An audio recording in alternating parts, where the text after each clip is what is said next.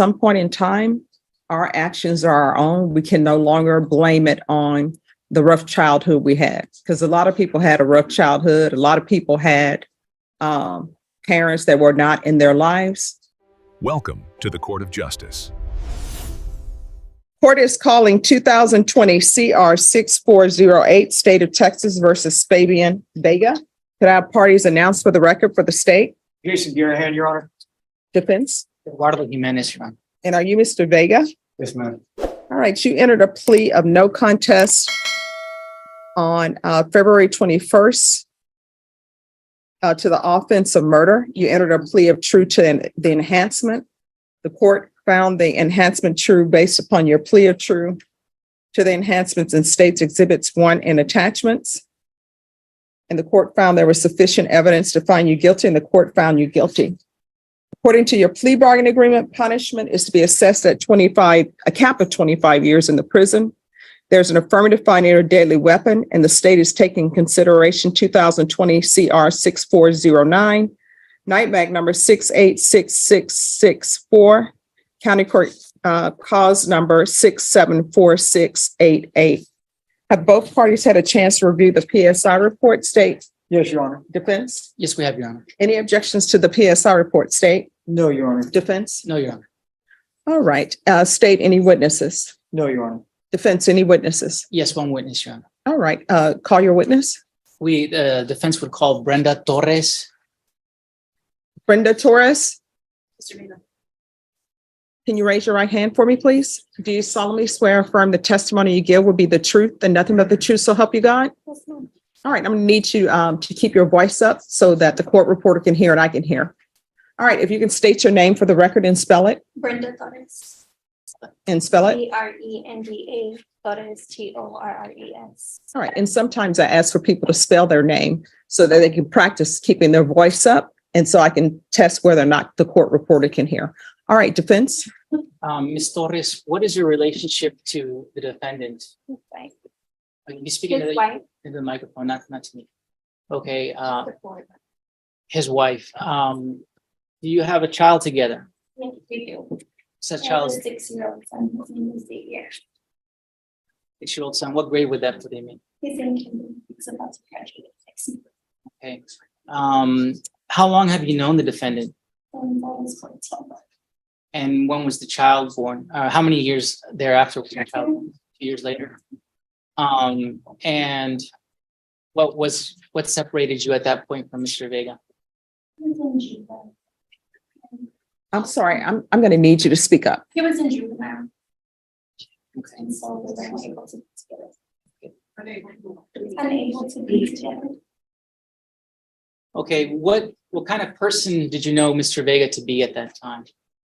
Very emotional, loving, and caring.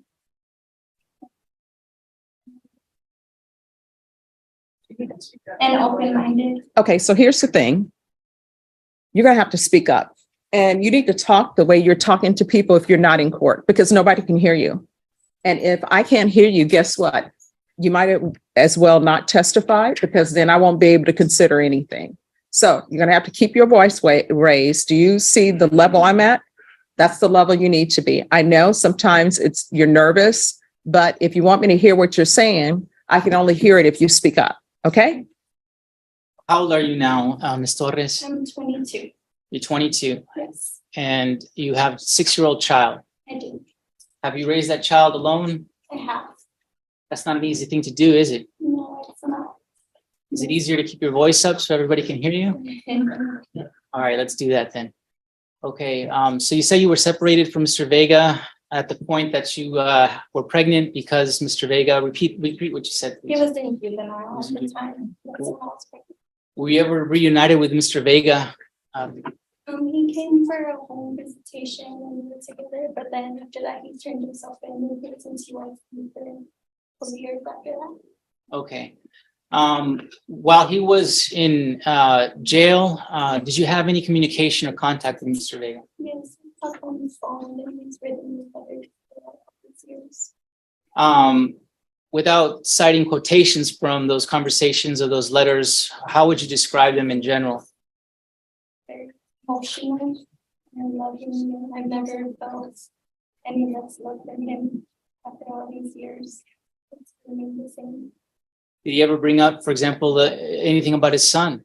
Yes, I know he loves severe, and we don't want to explain anything to him right now until he's old enough to understand. So your son's 6 years old, but he doesn't know anything about his father? No, he doesn't. Does he know his father's name? Doesn't. When do you think you might be willing to share those things with your son? He's about 8. Okay. And how often would you speak to Fabian or Mr. Vega rather, while he was in jail? Recently it's been a lot lately, but before it was only the first 4 times a month. It really wasn't that often. It was very difficult to talk and not being able to be together. Mhm. It was just a lot of emotion. Okay. Did he ever express remorse for the? Yes, he's apologized sincerely. Still apologizes for not being able to be there, for his actions keeping him away from us. I've forgiven him. What do you look forward to, if anything? To coming home and being able to create the family that we started in the first place. How do you care for your son as a single mother? Do you have a job, for example? I do. I'm a manager at Whataburger. At Whataburger. And are you this? Who cares for your? Well, he goes to school while you're at your work. At work, yes. Okay. And then it's Alright. not he's with his grandma. With your grandmother or My mom. with your mom? Mhm. Okay. So your mom's been part of the child's life as well. Yes, sir. What does your mom think about Mr. Vega at some point reuniting with your family? She's ready. She wants me to tell Xavier about him already so we can have contact. Yeah. Is there anything else you'd like to share with the court before? I just want to say that it's hard to see who he is inside, but he's right in front of you, but he's still a person. He still has been a father and should deserve to come with us. Pass the witness, Your Honor. Any questions? Just a couple questions, Your Honor. Ma'am, how old is your son? 6. 6. So he's born in 2017 or 2016. How much time did the defendant, Fabian Vega, spend with that son back then? None, because he was in juvenile. So none. And he's never seen him, He's seen him. but he's participated in this 6-year-old, your son's life. How much? None, because he's been in juvenile and in jail. He's in juvenile in jail, but he was not in jail when he committed this murder. Yes, I know. Okay, so how much time did he spend with the son then? He didn't. Okay, thank you. No further questions, Your All Honor. right, what's your son's last name? Becca. All right, thank you. Please. Judge, we have. May I go? Yes. Okay. Any further witnesses? No further witnesses, Judge, just allocution from the defendant. All right. He's going to be subject to cross-examination. I understand what allocution is, but if he wants to give his statement, he's going to be subject to cross-examination. He gave up the right to remain silent when he entered his plea. All right, let me just check with him and then see what he says. Okay.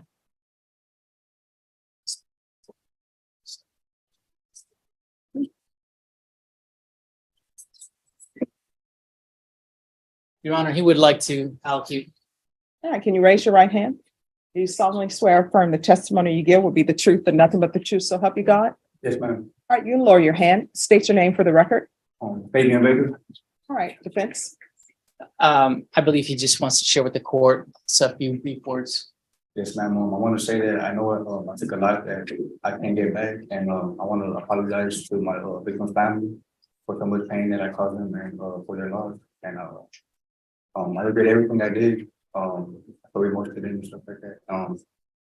I know I'm going to prison, and I would want to get myself right over there by getting my GED because I never finished high school. Take drug classes. I had a problem with drugs in the past, and take parenting classes to better myself to go home to be a good father to my son and just go home clean and Be positive out there and find myself in no more of the situations like I'm in right now. And I ask that you show mercy on me, on the descendants, a wife and a son that need me out there, and I would like to go back to them as fast as I can. Any questions? Yes, Your Honor. Mr. Vega, in your.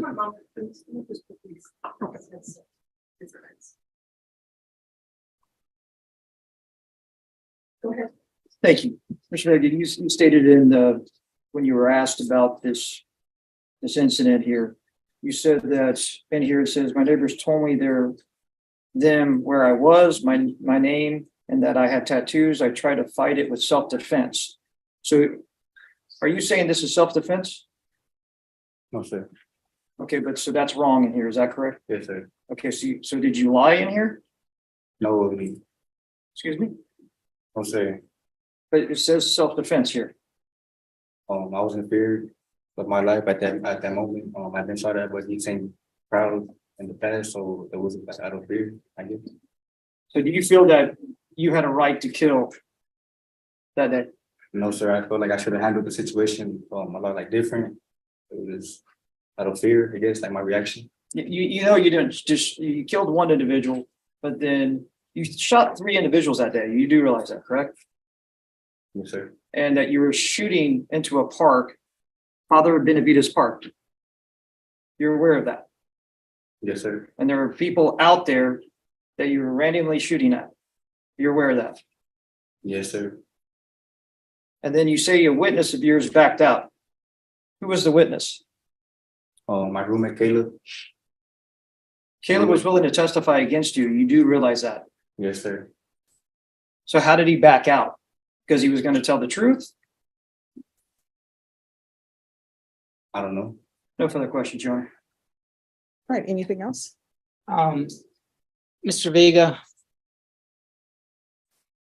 did you grow up your entire childhood with both your parents? No, sir. Can you please explain that to me? I grew up on like CPS care, so I was never around my mom or dad, and I was always like I grew up having like a hard life. So I don't blame no one for my actions that I did. It's just I didn't grow up knowing right or wrong. When you were when did CPS order you into care of a foster home? Yes, sir. And how was your experience with that foster family? It was bad, real bad. You still keep in touch with that foster family? No, sir. You still keep in touch with your mother, your father regularly? No, sir. So when you go to prison, you said you're going to take parenting classes? Yes, sir. Why would you need to learn how to be a loving father? I was never taught like how to be one. I never had that growing up, so I would like to learn. So when I go home, I could be one. That's my thing. What about the drugs? The drugs as well. I plan on going down there and taking drug tests too as well. I had a bad drug problem growing up, and I would like to fix that before I do go home. And why didn't you ever graduate high school? I was always incarcerated and like not focused. Well, what are you going to be focused on when you go to prison? My GED. Is it, you're just going to go to prison and they're going to hand you your GED? No, sir. I'm gonna go to class and get my GED. My GED. Okay.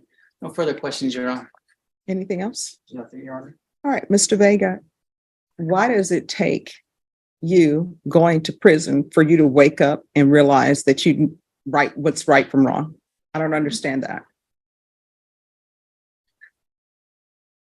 Like, why does it take going to prison for you to say, I'm going to get my GED, I'm going to be in my son's life, I'm going to be a good parent, I'm going to get off drugs? Because I'm looking at your history and you've been in trouble with the law as a juvenile since 2013. And it started with graffiti at a church or a school. And you were on deferred for that for 6 months. And I know, because I've toured their facilities, I know they give you an opportunity for your GED and for you to do all of that and get your life on track. And then you pick up another case in 2014. Then you are in need of supervision in 2015. And then you have a possession in 2015 and evading in 2015. And this, what I'm talking about, is just your juvenile history. And it goes on and on and on. 2016, 2017, all juvenile. And then you have this incident out of Waco, where I'm assuming you went to TYC. I know they don't call it TYC anymore, but you went there. And it appears that you didn't learn anything. And then now we're here for this. And how old are you? 23. All right, you're 23. And I know what young people think because I was in your position. When people get sentenced to go to prison and they're young, they think it's the end of the world for them. But time goes by so quickly. I can't believe how quickly this year is passing. And you still have a chance to improve your life. Like there's someone here who's dead. They're not, and I want you to think about this, they're not having graduations. If they were going to graduate, you can say, hey, that person was a horrible person too, or did horrible things. But guess what? They're not going to graduate. They're not going to see any grandchildren maybe they were going to have. They're not going to get a chance to improve themselves here on the planet because they're no longer with us. So there are many things that they won't be able to do. I don't understand why, if you have a child who's 6 years old, instead of doing this, why were you not spending as much time with them as you could? The witness tells me that you're very, very loving. Then a very loving person would be, I want to spend as much time with my son as I can because I've missed out so much on his life. I went through Child Protective Services, so I want to make sure my son doesn't go through that. I didn't have a good father, so I want to make sure my son has that. That's not so much about you knowing right from wrong. That's just like common. You understand? Yes, ma'am. All right. The court will hear argument. His cap is 25 years. State, I'm assuming you're asking for 25? Yes, Your Honor. All right. And defense? Our defense is asking for mercy, and we're asking for that in a situation where there's been a death, a murder, and that life can't be brought back. So there's nothing we can say to change that fact. This young man, having growing up without a father and mother, there's nothing we can do to change that either. This young man making poor choices, not being around his son as his son was growing up, and being rather with people who are involved in drugs and guns. There's nothing we can say to change that either. But we have heard from him. He knows that this is pretty much his last chance to turn his life around. He doesn't want to spend the rest of his life in prison. So we are asking for mercy, Your Honor. He has explained what his plans and goals are to the court, being get his high school diploma so he can get a decent job out there, and take enough education and courses and therapy so that he's able to break his chains of addiction, Your Honor, and also learn to be a good parent to his son who's out there waiting for him, and his wife, Miss Brenda Torres, to be a good husband to his wife. We're asking for leniency from the court, full knowledge that we can't change the fact that we're dealing with a murder here, Your Honor. All right. And Mr. Vega, I want you to know at some point in time, our actions are our own. We can no longer blame it on the rough childhood we had, because a lot of people had a rough childhood. A lot of people had parents that were not in their lives. Some people had parents who were in their lives and shouldn't have been in their lives. But I do take in consideration when I hear that, because as a defense attorney, I used to always get upset when the state would say, well, this person didn't commit a murder and they had a rough life. I want you to know I look at people as individuals. You understand? All right. So I'm going to sentence you to 25 years in the prison. There's an affirmative finding of deadly weapon. Take in consideration 2020 CR 6409, night mag number 68664 and 674688. That's the county court cause number 674688. I'll ask for you to have the therapeutic community. You'll have to request that. That's to help you with any drug addictions that you may have. But if you don't request it, they're definitely not going to give it to you, and I can't make them give it to you. I'm going to do a no contact order with Xavier Vega until the expiration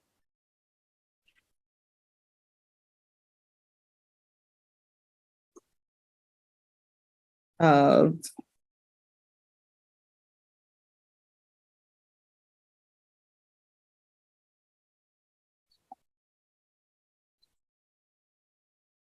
$15 years. At that time, he'll be 21. He'll be able to hopefully make a decision on whether or not he wants to see you. So there'll be no contact with Xavier Vega. Showing you what's entitled Trial Court Certification of Defendant's Rights to Appeal. Did you review that with your attorney? Did you understand it? And did you sign it? Yes, ma'am. Because this is a plea bargain agreement, because I followed your plea bargain agreement, and because you waived your right to appeal, you do not have the court's permission to appeal. And because this is a felony conviction, you're not allowed to own or possess any weapons or ammunition. If you have a question over what a weapon or ammunition is, you'll need to speak to an attorney. Do you understand? All right. I wish you nothing but the best. Good luck to you. The emotional weight of the courtroom reaches its peak when Fabian Vega takes the stand, begging for mercy. He speaks of wanting to get his GED, conquer his drug addiction, and finally be a father to his 6-year-old son. His wife had just testified that she forgave him and hoped for their family to reunite. But Judge Stephanie Boyd sees through the performance. With surgical precision, she dismantles his last-minute awakening. Why does it take you going to prison for you to wake up and realize what's right from wrong? She demands. She pulls up his juvenile record stretching back to 2013, graffiti, evading arrest, possession, a pattern of consequences ignored and opportunities wasted. She reminds him he's had chances in the juvenile system to get his education and turn his life around. Yet here he stands, convicted of murder. The prosecution had already exposed the brutality of the crime. Vega shot 3 people that day, killing 1, and was firing into a park where innocent people were present. His self-defense claim evaporated under questioning. His own roommate was prepared to testify against him.